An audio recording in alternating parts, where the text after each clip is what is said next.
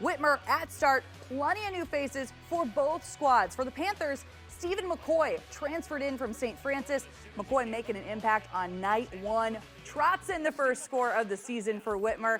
Now, Spartans do respond in a hurry. At the other end, Corey Robinson. He'll keep it himself. Junior with a spin and dive into the end zone to pull start within one in the first quarter. Now, in the first quarter, it looked like it was going to be a shootout. Back the other way, McCoy again. Solid blocking up the sideline. He's in for his second score in the first 8 minutes of tonight's contest. Second quarter, Whitmer still rolling up 15. They had no trouble on the ground. Panthers aired out here. Kevin Hornbeek healthy after missing the majority of last season. Hornbeek hits Jaden Cummington, who runs it in 34-12 at halftime, 49-18 the final. And after a 1-5 campaign last season, Whitmer starts the year 1-0. You know, this is exactly what we needed to do. You know, it got a little sloppy there, and we knew going in, special teams with our freshman kicker was going to be, you know, they'll go through some growing pains, and we did. So, but overall, I like what I see, and it's a good step forward. Coach Winters came in pumped up. I mean, we were just ready to go. I mean, it felt good. We had a great offseason. I feel like we've been preaching, like, return to glory. So that's been really good. So that's what we came out, did today. We got the job done. So it's good. For more from the Battle of Tremainsville, here's BCSN's Mason Lowry and Mark Gibson.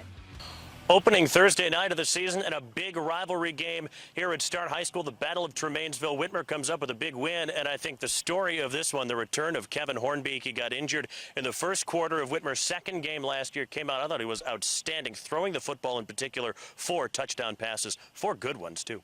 He did a really nice job throwing the football tonight, and obviously you just heard his coach talking about him.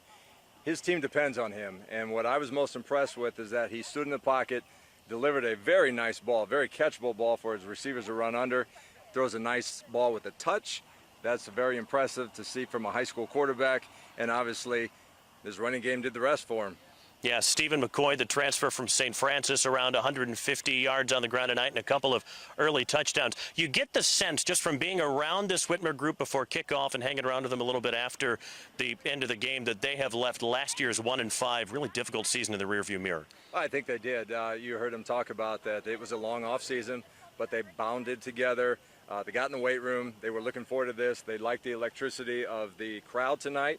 And they could be a dangerous team going forward, no doubt about it. I think we saw maybe the rebirth of Whitmer football tonight.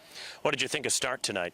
Start, what I really liked about them is that once the game got out of hand as far as the scoreboard, they didn't show any quit. They kept playing, kept fighting hard. I think they're going to do very well for themselves as the season progresses. Just like any team right now, they have to improve from week 1 to week 2, and I think they're going to be okay. And finally, you touched on this a little bit already, the atmosphere and the energy from a full crowd, a full Whitmer student section, something we didn't get to experience last year. It's great to be back.